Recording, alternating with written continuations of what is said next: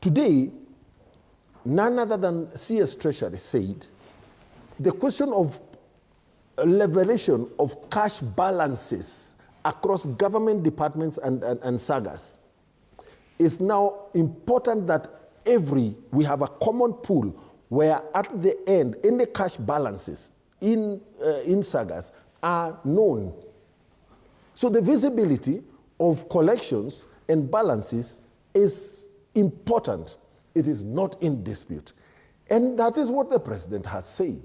I want to be, or Kenyans to be able to see, I want to be able to see where is our problem. Even with Hustler Fund, the going in of the money is correct.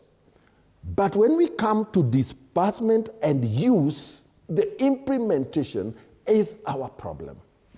In whose hands is the implementation?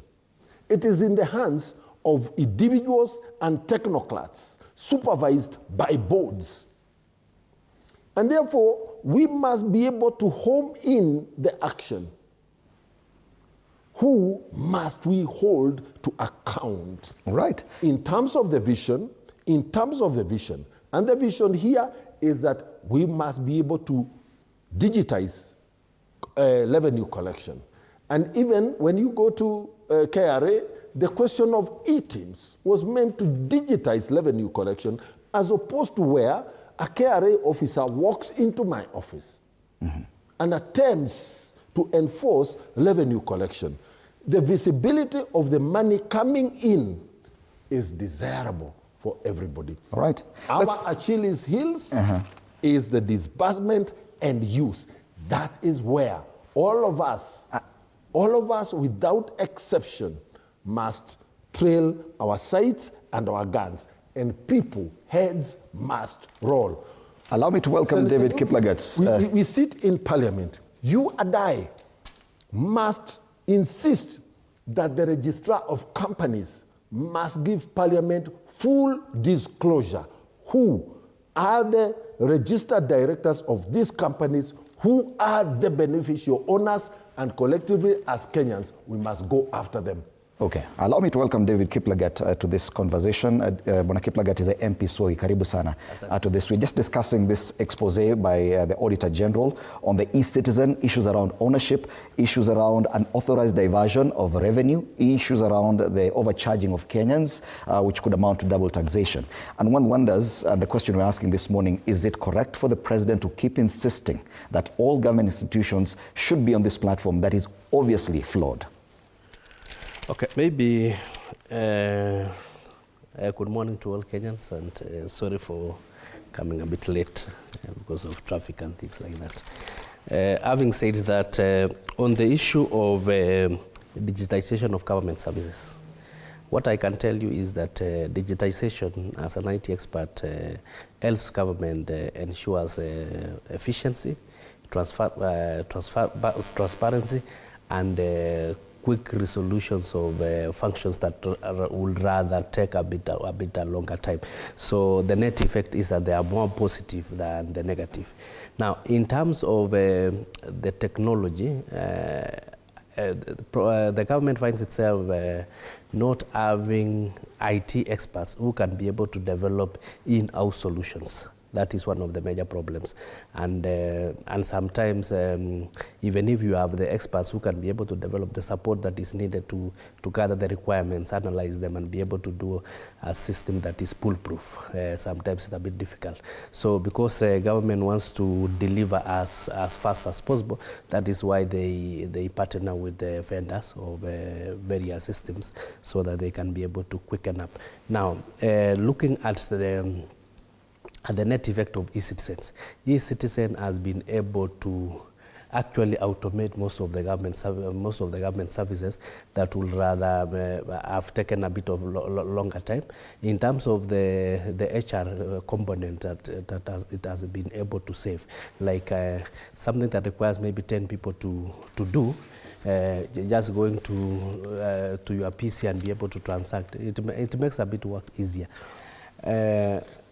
On that note, we support the government resolve to digitize as many services as possible. Looking now at the contract, That is now where the rubber meets the road, and the contract between the vendors and the government. I take comfort in that all transactions that are done digitally. So in terms of traceability and audit, it's very easy to know if I paid 1,000 for this service, how did the money go at the end of the day? What happens is that usually in any contractual sum, IT systems are some more expensive worldwide because of factors that are beyond the control of government. eCitizen did not come up with the Kenya Kwanza government. eCitizen was there before. The developers were there before. It's only that this government has onboarded as many services as possible. And if I can take a good example of maybe MTRH, which was onboarded on eCitizen, if you go to the ground, their revenue has been able to increase to double their revenue in terms of collection. So that tells you that there are so many leakages that eCitizen has tried to solve. Now, in terms of contractual agreements between the government and the vendor, I think that is the one that is raising the eyebrows. In terms of within that contract, of course, there is a percentage which you call a commission for every transaction that the vendor takes, which is agreed. You know, sometimes because of the large pool of money that is involved, if you do a percentage of maybe $1 trillion, somebody will imagine that this vendor has gone home with maybe 10 billion or thereabout. Do you think the report needs a further probe by the Auditor General? Yeah. What I'm saying is, so that because we are now looking at absolute figures, I think the detail lies in the contractual agreement that the government has taken with the These questions had already been raised earlier about the ownership of what needs to be done. Yes. What needs to be done is that because the portfolio has increased, there is need, because everything you need to access, because the portfolio has increased, there is need to relook at the contractual agreement so that if they had agreed 2.5% commission of every transaction, then why don't they now, because of the volumes have increased, they can reduce it to 0.25%. All right. So that, because at the end of the day, in the Muli, if rightfully within the contract, that is what the vendor is supposed to earn. But if you look at it in absolute figures, the figure becomes crazy. But if we approach it that way, because Bwana Kiplagat says we may, or the government may not have access to proper IT experts, which is also a curious statement because this is a Kenya government. Yeah. Do you really believe that in terms of human resource, we cannot access experts at that level, that we now leave our revenue collection and disbursement to a private individual or company? Not at all. First of all, government I think is the best employer, because you have seen people in the past leave very lucrative jobs to join government. My colleagues here will remember that I think it was during Moi's regime. There's a time we had the dream team. Mm-hmm. And these are people who actually left very lucrative positions in government to come and serve. I mean, in the private sector to come and serve government. And so government can afford any expert that it may want.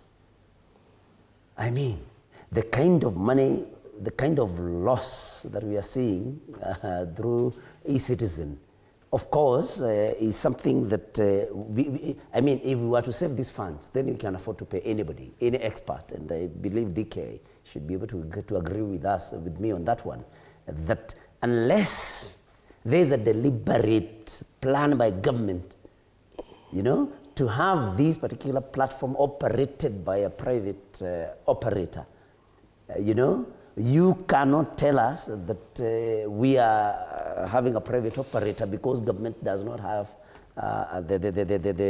does not have experts.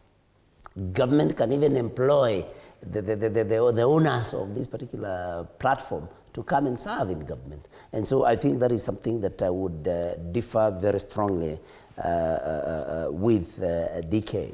Again, when you look at this ownership, and I remember we discussed this matter here, Fred. I don't know whether you remember. There's another time we discussed it here, and I remember that time CS Ruto being member of Parliament for Mbeere North was here.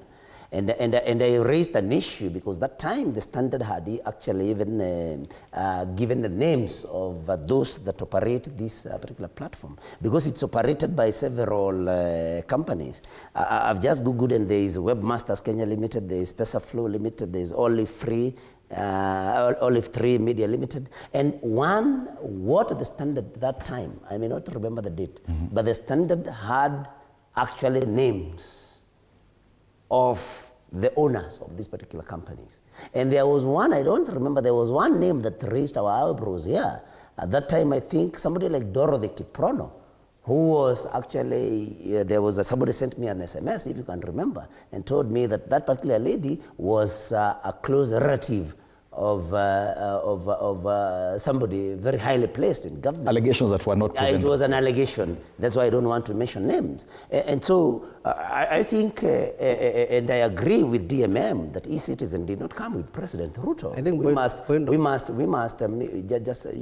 point of order. You'll have your time. That's why I clarified that those were allegations that were not proven. Yes, so we will not take them seriously. Please let him have his time. He's mixing up the LD system and the e-citizen. Dorothy was in the LD system. That's why he was mentioned. Well, we'll look at it. Don't worry, DK. We'll look at it. You are interfering in my line of thinking. So I was just about to say, now see, this is what I call bad manners. You should have waited now because you have interfered with my... Once you recollect yourself... So anyway, what I was trying to say is that I agree with him that this system did not come with President Uhuru Kenyatta. I mean, President William Ruto. It is true. E-citizen was there even before President Ruto took the reins of office. But then the question that you had raised here is, after the revelation that this system is not serving us right, why is the president still insisting on continuing with that? I think DK had not arrived by that time. And that then becomes the question that yes, this is not a system that the president brought. But then under his reign, it has been revealed to be a system where we are having some pilferage of public funds. Why insist on continuation of the same? And I think he's right when he says that was a health system. Yes, he's right. I've remembered it was SHA system, not this particular one. Right. Oh, maybe because DMM, you'll excuse me because I came a bit late, so I did some of the time. You cannot come late. Allow me to make that decision. Okay. What I was saying is I wanted to rebut what Honorable Nyutu has said. One is that I think he has corrected the other thing on the health system and this one.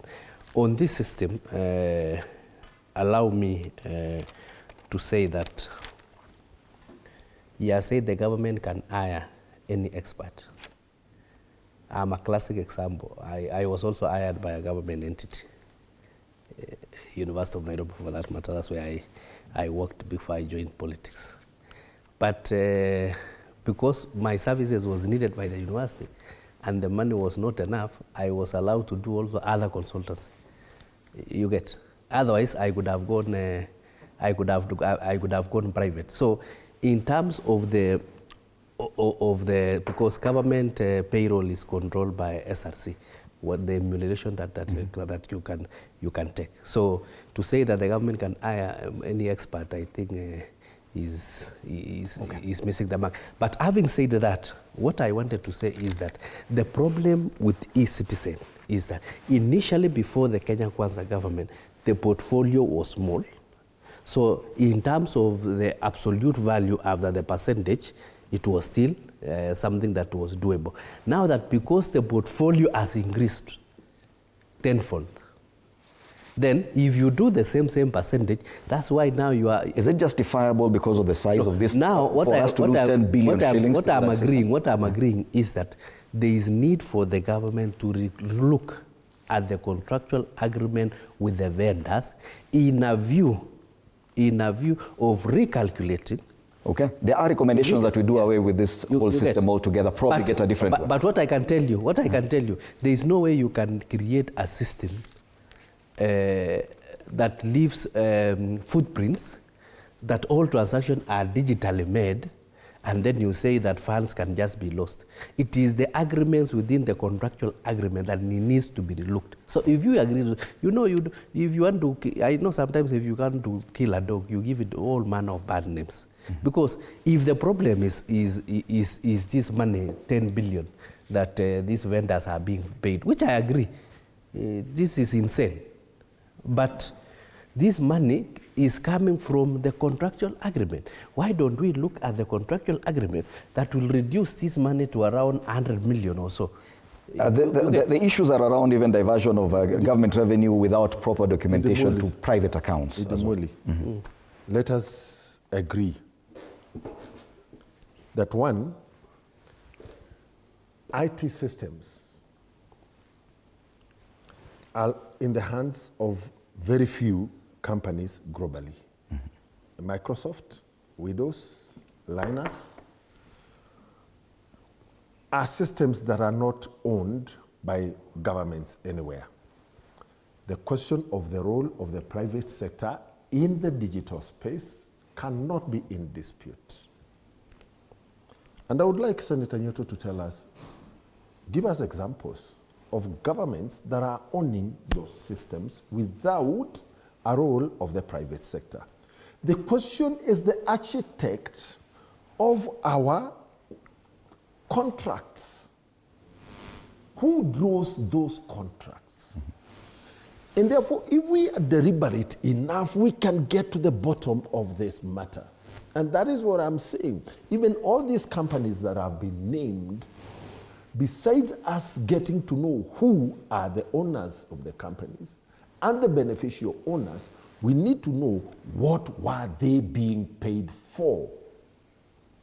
Because if they were being paid for a service that is provided for in the contract, then where is the wrongdoing? But if they have been paid for apparently for a service that was not rendered, then there is wrongdoing. Who effected, initiated, and infected and facilitated that, that fraud or misconduct? In terms of allegations, and I want Senator Ruto to kindly be more serious with his legislative duties. If we are sent names here, we have the privilege of parliament. Sitting in parliament, you can summon every Kenyan, even foreigners, to come to parliament and give evidence on account of misconduct in this country.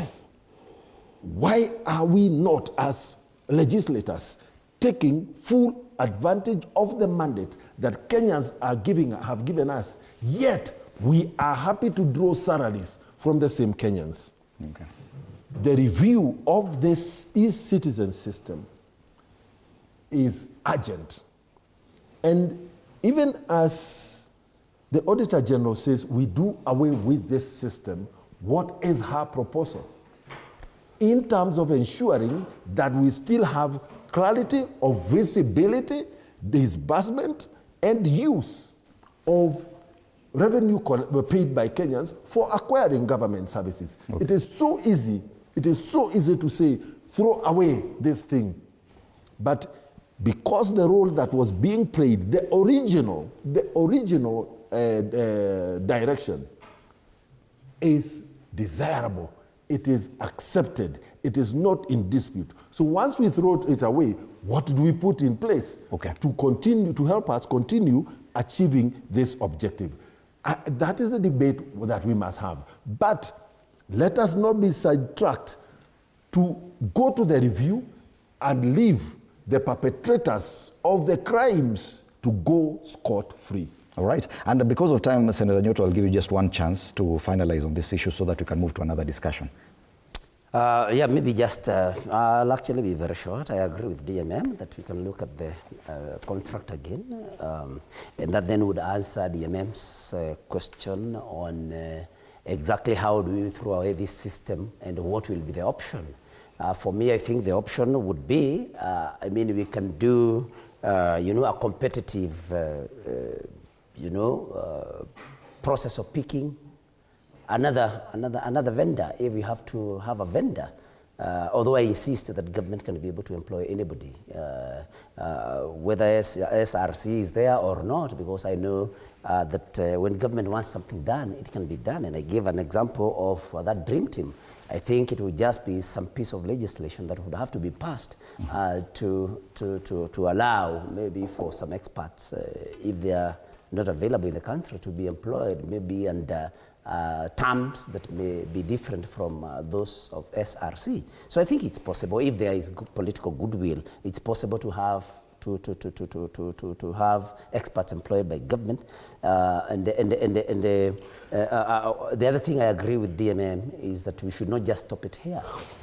We should not just make noise at the Public Accounts Committee in the National Assembly, that EACC should take up the matter and the perpetrators of this crime, because it's a crime.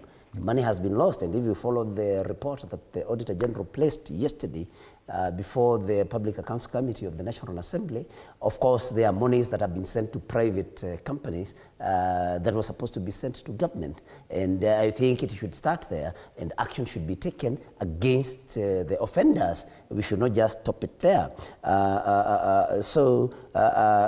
DMM says that we can be able to summon anybody in Parliament and ask the questions. It's true.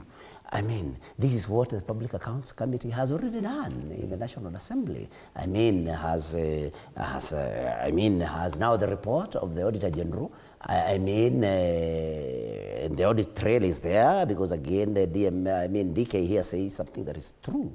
That there is trail for every other transaction that is made. If it is digital, then those can be people. And I think that formed the major part of the Auditor General's report. But then DMM must know that we cannot be gagged from discussing this. This came just yesterday. So DMM wants to say that because that I should be a more serious legislator and summon these people, we are discussing it here. I have not said that nobody says that I will not pursue it. Okay. But it came out yesterday. It's a topic of discation. It is indeed a topic of discussion. Not to give my views. And the Standard actually calls the e-citizen a crime scene. Kenya's digital gateway is now a crime scene. A damning audit reveals the e-citizen platform may have hemorrhaged 9.4 billion shillings in public funds through shady contracts, untraceable payments, and unauthorized bank transfers. That's the gist of the story. Maybe in the morning. Very briefly, because we need to discuss this other top story. As a member who is in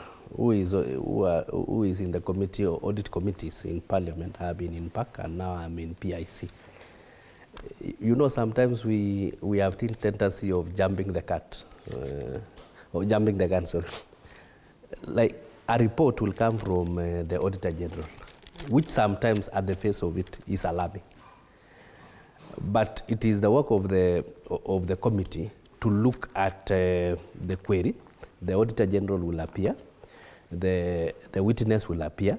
Maybe in the process of doing the audit, some information were not available to the auditor, which will be available at the committee stage. So the report that can be valid, that can be discussed here, is after the audit committee has tabled their report in Parliament and adopted by the House.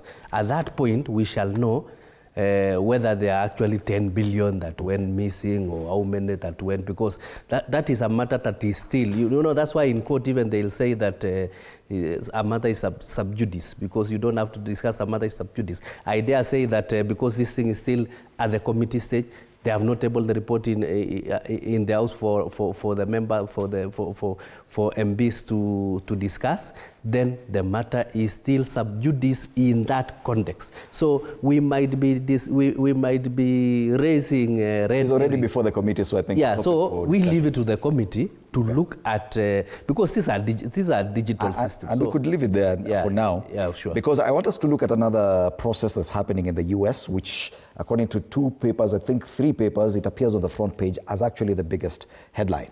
US probes Kenyan officials over RSF links and abductions. That's the front page of the Daily Nation.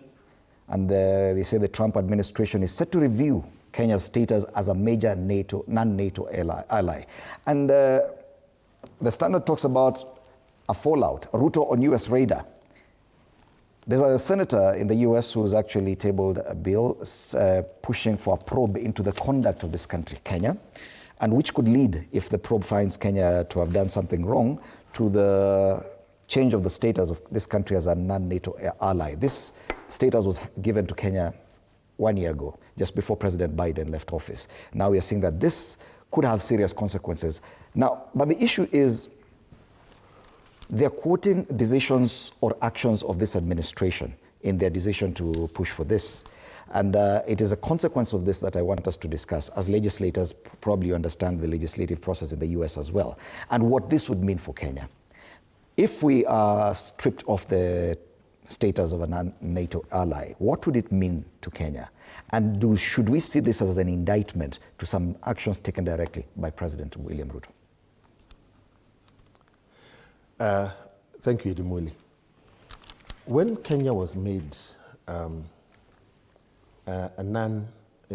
non-NATO US ally,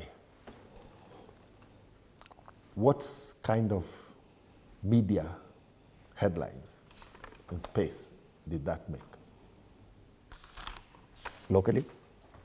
Locally, internationally, right? The US, since President Trump came to power, has made a lot of huge, monumental, fundamental pronouncements. The US decided to stop funding WHO. The US has decided to stop funding the UN. The US, under President Trump, is internal looking, completely internal looking. And from where I stand, the US has decided we do not want, we want to cut down as much as possible US expenditure globally. I would look at what were the implications of Kenya's status as a major non-NATO ally in the US, in terms of the benefits that then the US was conferring on Kenya and their financial implications on the US, and now the already established pattern by the current US administration in terms of withdrawing US financing globally, including USA, WHO, and the UN. Are there issues that have been raised that Kenyans internally should look at? Yes, they are there. And these are issues that have been on our lips for quite some time, including on the president's lips. The questions of abductions, the questions of police brutality. But let us remember that in this country, we did put up IPOA because consistently the question of how police use their mandate has been in the minds and in discussions by Kenyans for a long time, to the extent that Kenyans put IPOA in the Constitution as a constitutional commission. So on the question of probing police application of their mandate, this is nothing new that the US will be telling us. Kenyans have known it, And that is why in the 2010 Constitution, we put up structures. I wish the US was giving us some support, capacity building, enhancing support for IPOA, which is the national organ, constitutional organ, to have a go at this area so that we can be able to transform our police from the colonial legacy of a police force to a police service. We are still in the process. A lot of work needs to be done. I wish we were receiving support in that area. Okay. Senator, on the question of abductions, this has remained a mystery. And the best mystery was the abduction of our colleague, Koiburi, a person who is provided with security by Kenyan taxpayers, okay, yet a bodyguard, vehicles, yet gets abducted in a church, apparently abducted. So I hope this could also bring out the mystery surrounding the abduction of Koiburi also. Okay, okay, thank you, Bwana Mathenge. Senator, yes, we may very easily dismiss this as an internal US matter, that yes, they are being protectionist, they're working more on making America better, but it could also be seen as an indictment on this administration. That actions taken by, or some of this that have been quoted here, especially on the issue of Sudan's, and that dalliance with the RSF. This is a big issue that we rarely talk about, issues of diplomacy and William Ruto's administration. Don't you think that this now brings to the fore questions about some of the direct actions that this administration has taken? Yes, and allow me to just some seconds correct a misleading statement that was made by Honorable DK, that the report of the Auditor General is like inferior to that of the Public Accounts Committee. That was something that, I mean, we cannot leave Kenyans with that, because, I mean, the Public Accounts Committee does not have the kind of infrastructure that the Office of the Attorney General has. So for DK to imply that the only report we can rely on is that of the Public Accounts Committee compared to that of the Auditor General, I think that one for me, but because we departed from that particular topic, let me leave it there. But the infrastructure the Office of the Auditor General has, you cannot compare it to the Public Accounts Committee infrastructure. But now coming to this issue, in Parliament we say, can I be heard in silence? During this, regarding this issue, I am very worried about this particular move by the US, especially through the senator in charge, who is the chair of the Foreign Relations Committee in the US, I think, Congress. Because it means, and it has been reported here, that we could, we risk losing the military and intelligence support that we have been having from the US. I do not fear, withdrawal of military support more than withdrawal of intelligence. And why do I say that, Fred? Because, through this, cooperation with the US, especially relating to intelligence, we have been able to nab terrorism. Mm-hmm. So that if we lose US support, especially on intelligence, because they have, I think, more advanced intelligence, network and technology, I think then Kenya will be at risk once again of more terrorist attacks. Mm-hmm. And that is something that makes me shudder. And I think this is something that we should take with a lot of seriousness, because we may lose funds for health, for even education, and for anything from the US, but we cannot afford to lose the cooperation with the US on intelligence, especially because, like I've said, of the exposure that would put us, exposure to terrorism. And this is something, because it's not something that is just, protectionist, as we may want to think. Of course, the US quoted, our closeness with China. That one, I think I can dismiss that as, something that is self-serving and of course, something that is selfish on the part of the US. And I cannot sit here to pontificate and say and present the U.S. as an angel. There are many things that the U.S. Of course gives us conditions that we cannot accept. You know, the U.S., for example, wants us to recognize gay rights, which in our African context and our faith, we cannot accept. But then there are issues that the U.S., through senatarists, that the U.S. has raised. You know, abductions, killings, dalliance with RSF. You know, those are serious issues, and those are not issues that you can just dismiss and say the U.S. is protectionist, and that is why it is threatening Kenya, or with you know, having it with the drone as a NATO ally.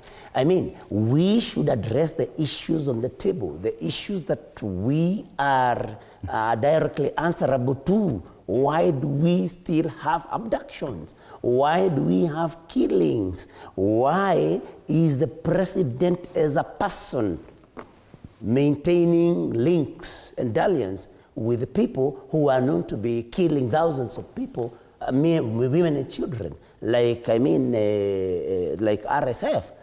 Because these are major human rights concerns. So where it's about human rights, then we must address these issues. And allow me also to comment about DMM's accusation of Honorable Koimburi.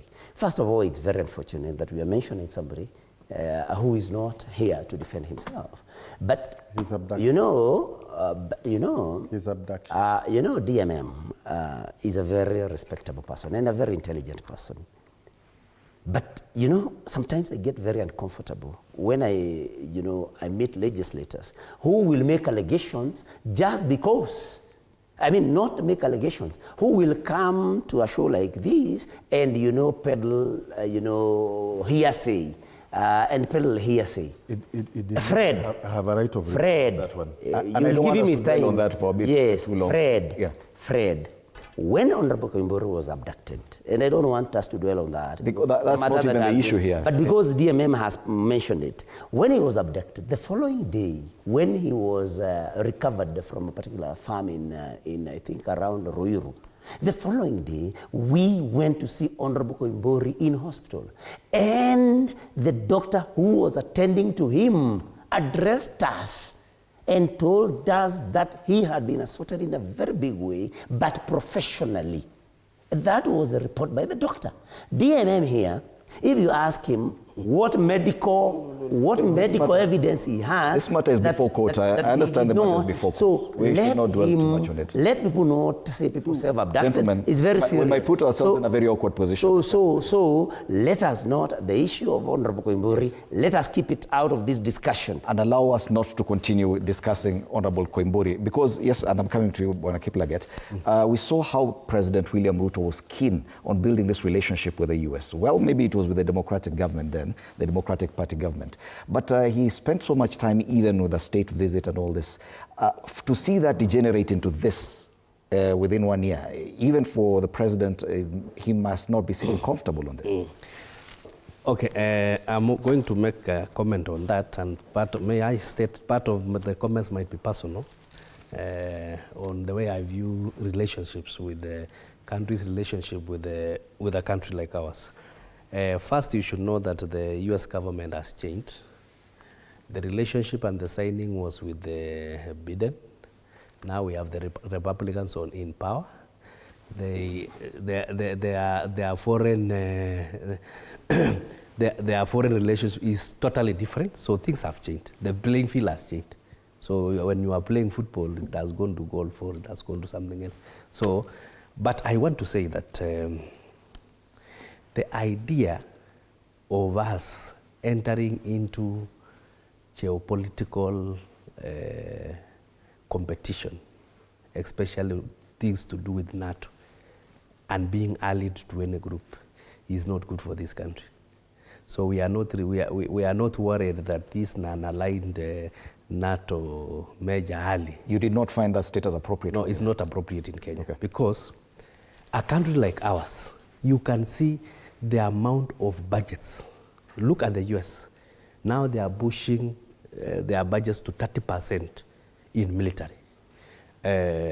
Russia, which the whole NATO is formed to fight. If you know why, you know NATO is just to fight. It's just about Russia and stopping Russia and its allies. Just the same way the Russia are forming the BRICS kind of relationship. So those splits, as a country like ours, where a drone can destroy us in a day, let us get ourselves out of it, because currently, if you get the modernization of weapons that is happening, if you look at Russia, they are doing research to produce a bomb that can eliminate all of us in a second. You know, there was techniques, something like that. All the NATO members, the US has forced them to make sure that they increase their funding to NATO by around, is it by around 2.5%? 2.5% in terms of what they invest in their budget. Their budget, what they invest in military, is around 30%. So everybody is in a competition, and in that competition, it is actually to test. Now Ukraine is a field where weapons are tested. You agree with me? This one, US gives this one test, it fails, they give another one test, and you are testing with human beings. And where we are going now is that we are going to the nuclear pole. We are going towards the nuclear use of the nuclear weapon. You have seen now the submarine from the US, around 2 have moved towards Russia. The China and Russia are testing theirs. So that competition, let us kindly, we have a very small country, very small, to engage in NATO things. So the faster we pull out of NATO, the better. You feel it's safer to be allied with feel it is Russia, ever not China, and not to be allied with anyone. If anyone comes to your door, you are welcome. If it is a Russian... Yeah, this partnership with the US, especially on military matters, has lasted for quite a while. May I finish? Because it will reach a case whereby, because there is no weapon you can make that you can't test. You will require somewhere to test. The US will be testing with those ones in the group of the Russia orbit. The Russians will be testing with those ones in the group of the American orbit. Do we want us to enter into that space? If you look at the investment in terms of anti-missile, in terms of checking whether there is a drone, this country, a drone can enter. I don't know how we shall know it has entered. It can destroy us in a second. So my plea, and this I said it is personal, my plea, as Kenya, let us remain unaligned. Okay. Because we don't have the muscle, let us not enter into this military competition that is currently happening. Because I can tell you, 10 years, 5 years down the line, or 10 years down the line, those weapons will be tested by somewhere. What about the president's action in as far as diplomacy from the Kenya's side that has been quoted by this? Maybe it's a different thing, but some of the decisions by this administration have been questioned and have been subjects of... may I tell you one thing? For the US, if you happen to even greet the president of China, they will see you have... I'm talking, for example, the dalliance with the RSF, even allowing them to form a parallel government on Kenyan soil. Some of this... that's what... That's what I'm saying. That's what I'm saying, is that US have a controlling behavior. They want to even control you where you will go to the toilet. Don't you agree, that some things... May I finish? Let us get out of... Let us look at the East African region. In the East African region, Kenya has been involved for a long time in restoring stability within in Uganda. At one time, President Museveni operated from this country when he was waging war to restore democracy in Uganda. Southern Sudan, President Salva Kiir, he operated from this country. We are involved with the support of the US in trying to stabilize Somalia. And Kenya's role in the region where we have conflict in trying to restore normalcy and diplomacy, the track record speaks for itself. And even today, I believe that just like in the case of Museveni, just like in the case of Silva Kiir, the RSF is one of the protagonists in Sudan in all the dealings that Kenya has had, including in Somalia. The end product has been an attempt to restore a democratically elected government. Questions arise on the issue of allowing one side in a conflict to form a parallel government on your soil. Don't you think that that was going beyond? Once you host, and I would want us to have a look at this in a bigger light of also the African Union and IGAD in the region and their role in conflict resolution within the continent. It is so easy to want to look at things from one area only. Kenya has not sought to impose any government in the Sudan. But Kenya has sought to provide a platform for the competing interests in the Sudan to use Nairobi as a neutral platform for engagement. That has been our drive.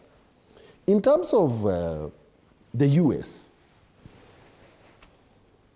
the biggest connection between Kenya and Iran today is our tea sales. It is the trade with tea. The destruction of the Iranian tea market for Kenya would have catastrophic outcomes for our tea farmers in this country. Mm-hmm. We have a reason to defend our markets for our produce. Russia, we sell flowers, we sell coffee, we sell tea, we sell fruits, we sell vegetables. Russia also contributes largely to the fertilizer that is imported in this country. The question of China, I do not even want to go there because the conflict between the US and China in terms of global trade is not news, it's not restricted to Kenya. It is a competition for at the superpower status. And therefore, when I look at the countries that are being named, when I look at then the trend within the Trump administration at the global arena, the problems that we are having internally have just been used to pepper the real intentions of the US. It's simply an excuse. It's simply an excuse. All right. As we come to the end of the show, and as you make your final comments, President William Ruto this week made a very curious statement about his position and his abilities as president. And that has drawn a lot of criticism, many saying that he's blowing his own horn and he should allow Kenyans to judge him instead of him telling Kenyans how good he is. The president says that in comparison, he has all the abilities or the best attributes of all Kenya's presidents. Him as the fifth from Jomo Kenyatta, he has his courage, Daniel Moi, his wisdom, the education level of Mwai Kibaki, and he shares with the plans that they had together with Uhuru Kenyatta. And now that is part of the discussion. I've seen it is even part of an editorial in one of the dailies today. What would you say to that, Senator Nyoto, as you make your final comments? Thank you, and allow me to just mention one or two things, just one or two things.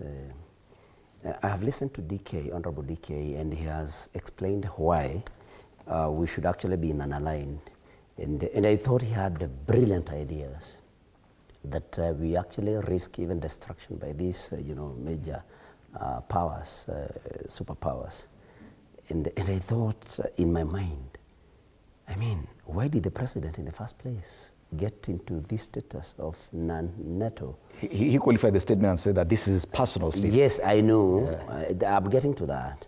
I'm actually not hitting on him. And I was like, why does the president not listen to people like DK, who actually come from his county? Why does the president choose to listen to people like Sudi, who may not even understand what NATO is? Why does the president choose to listen to people like, they are my ideas, you'll have you as DK. I mean, so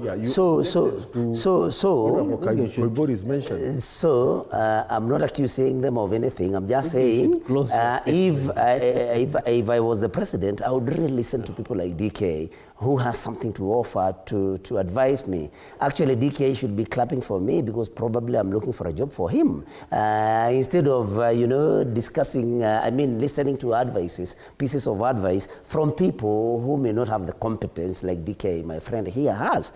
It just got into me and I was like, we have some very brilliant people. If you have to listen to people from home, somebody like DK, somebody who can give you substantive information and advice. For DMM, I think I want to say that RSF is very different from the escapades that Museveni had when he was fighting for Uganda and what Salva Kiir did in, because these were not people who were meeting the president directly.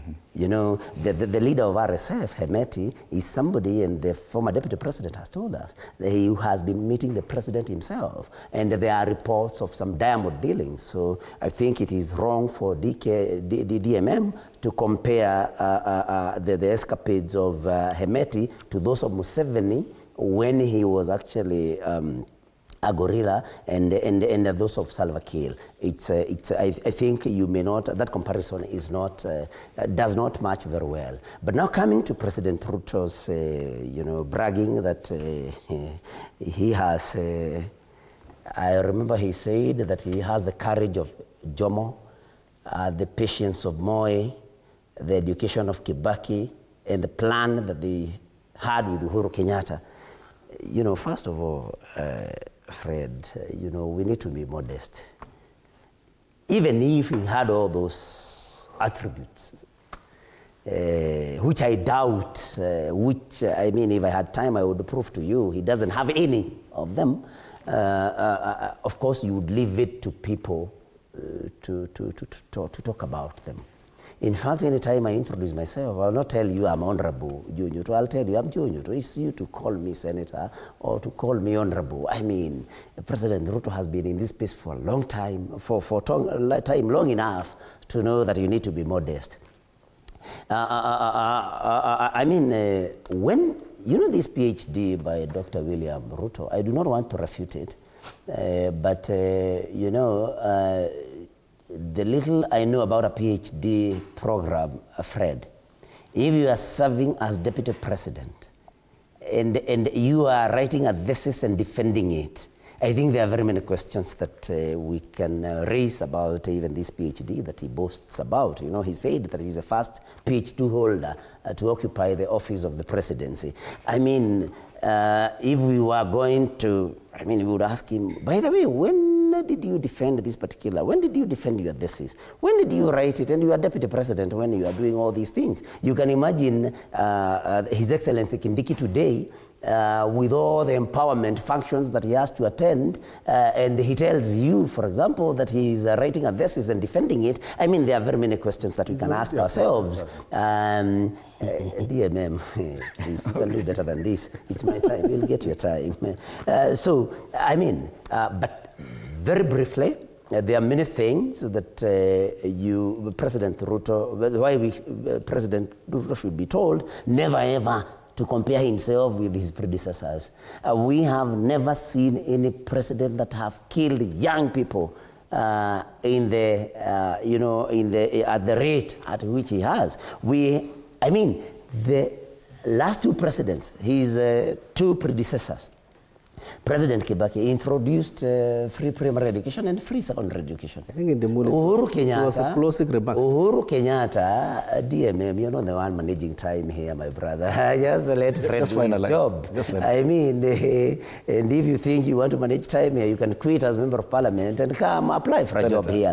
So, I mean, I was just about to say that President Ruto, who wants to take the attributes of his predecessors, is now threatening through Mbadi to withdraw free primary and day secondary education. The corruption levels, of course there has always been corruption. I like being fair to him. There has always been corruption, but corruption levels in this country, violation of human rights, you know,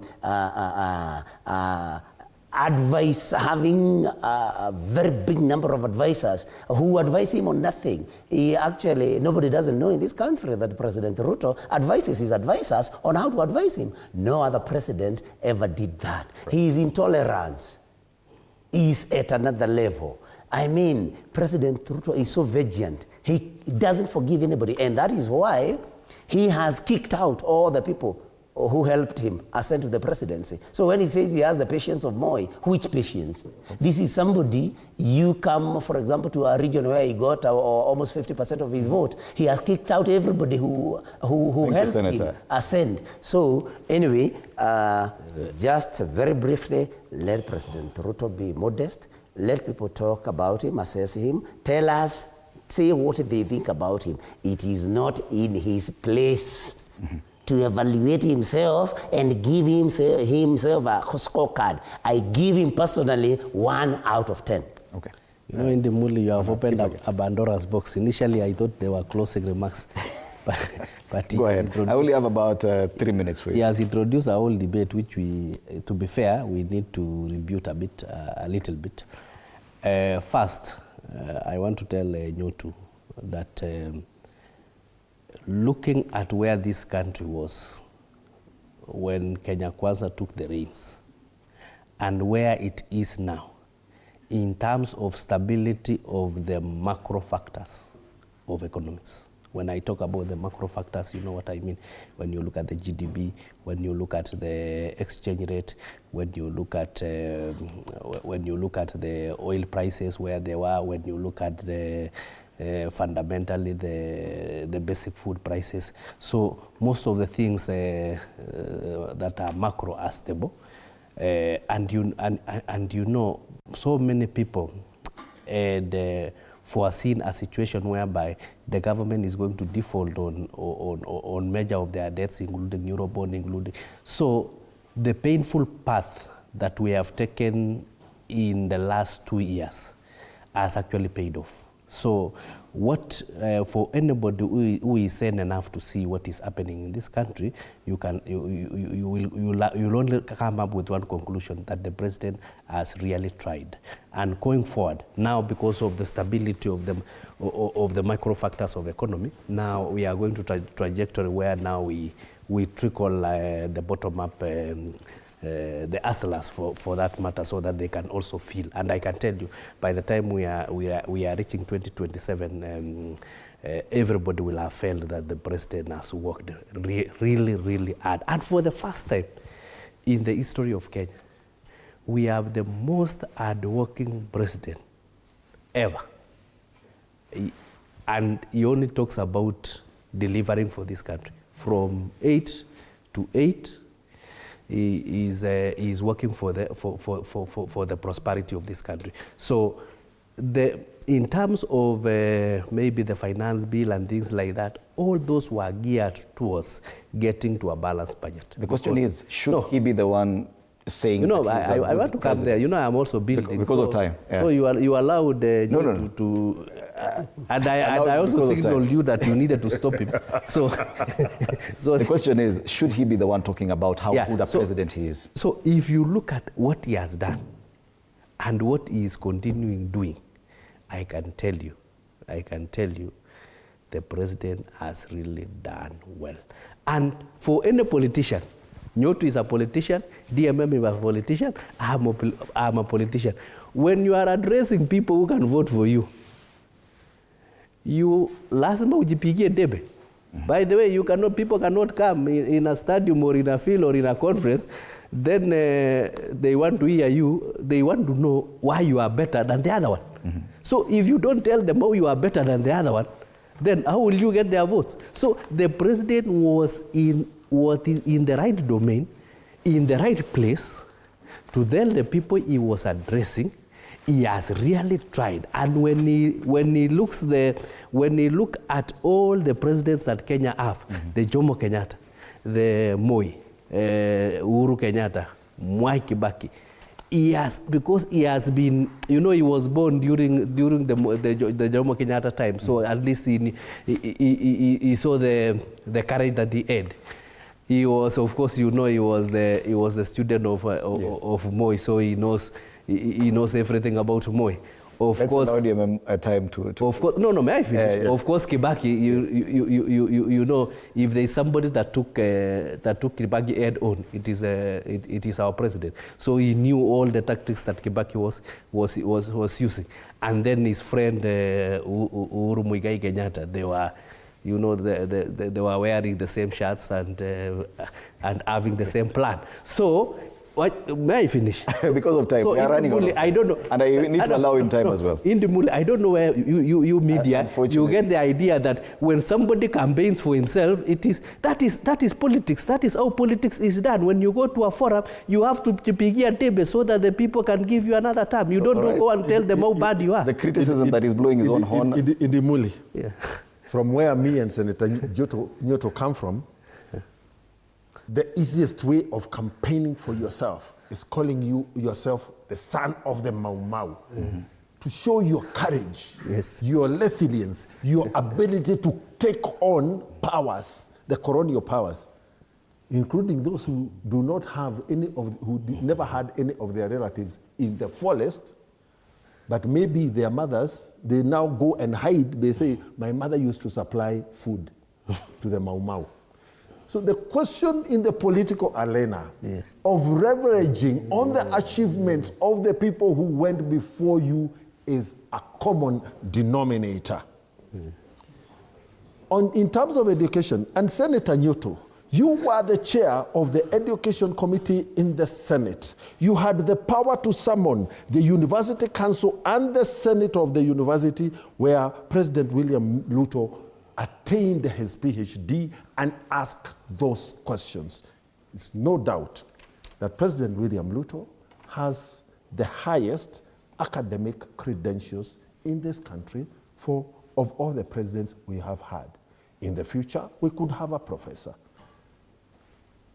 On the economy, President Mwai Kibaki, he left an economy of 5 trillion. President Uhuru Kenyatta increased our economy from 5 trillion to 13 trillion in 10 years. William Ruto has taken us to 17 trillion in 3 years. This is data from the World Bank available for us. The other issues around how the money is flowing is a question that all of us are trying to work around so that it trickles down.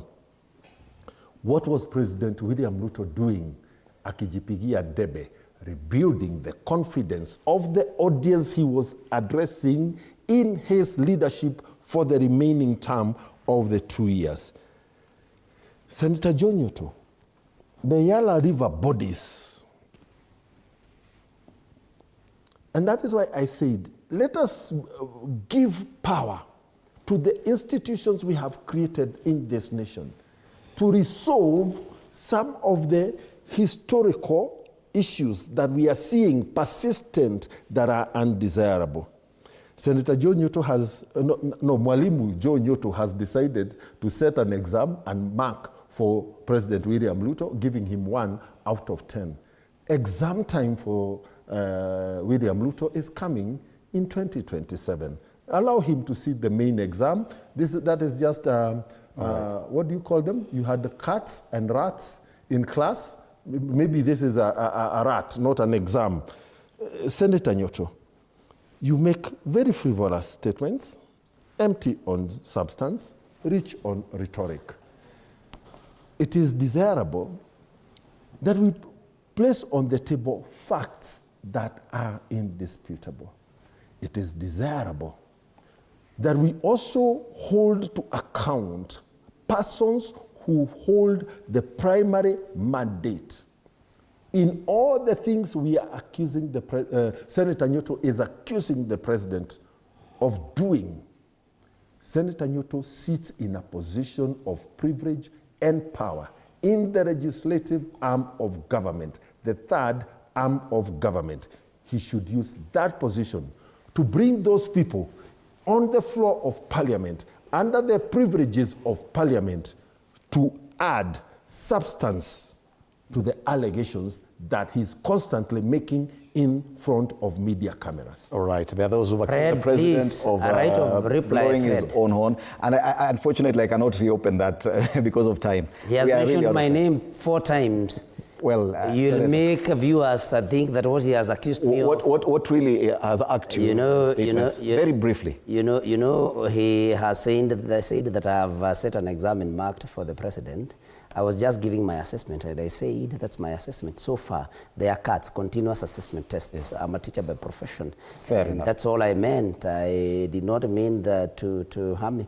I did not say that he does not have a PhD. He says I should have, as chair of education, invited the dons at the university, University of Nairobi in particular. I mean, it's important for DMM to know that I did not say that he does not have a degree. You questioned the credentials. PhD. You questioned the credentials. I wish he could keep quiet, because I kept quiet when he was mentioning my name. So, I mean, what I meant is, logically, you cannot be able. I did not say he doesn't have it. And I don't but we know people who write projects, and this is for people for pay.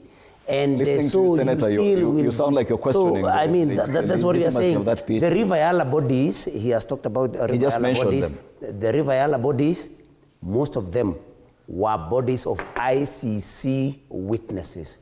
And, I mean, everybody knows who killed most of these witnesses. Asante, Senator. We are out of time, and I don't want us to get into discussion. As for using Parliament, Parliament is captured, has been taken captive. Okay. And so even if I brought a statement or something like that, the Speaker probably would not even approve it. Senator, the chair of the committee may not actually even give. Nyuto, Senator Muranga, Asante. Unfortunately, we are really out of time, and I know this conversation can continue throughout the day. Duncan Madhenge Maina, MP Nyeri Town, and David Kiplagat, MP Soy. Thank you so much, gentlemen, for your time at TV47 this morning. The headlines: Ruto on US radar is a big one.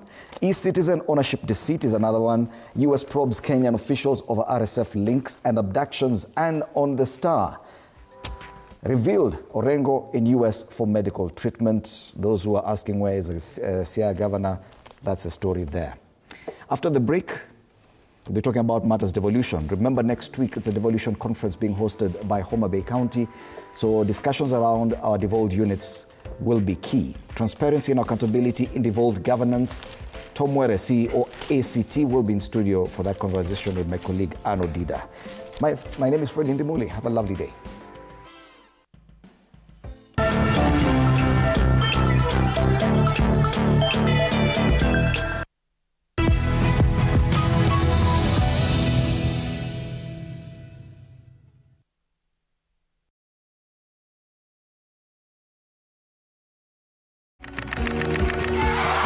At Mount Kenya University, our rise as a leading institution in higher education is rooted in a culture of excellence, inclusivity, and student-centered service. As MKU fraternity, we are humbled the journey we have walked this far, and are now even more confident to face the future. Our journey is amplified through global and regional partnerships. When I was in China, one of the companies that I visited promised to give us about 2 robots, and I hope that the interest will create in our ICT training in robotic matters. As we celebrate our 27th graduation ceremony, we do so with confidence.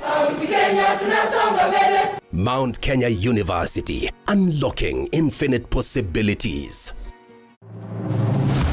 running low before payday?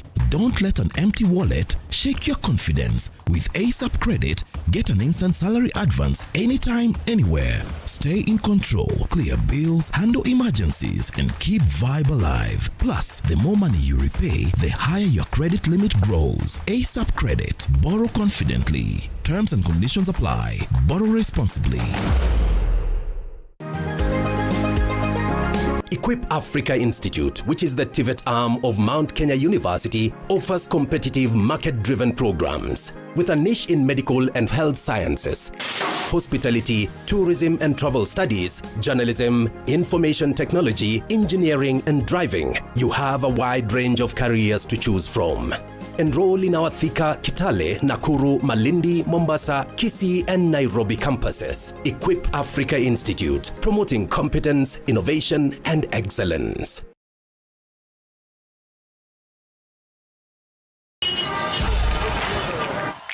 Older ladies, we gotta keep it together. If not, you're gonna die old. It has been quite hard to find someone. Love, by the way,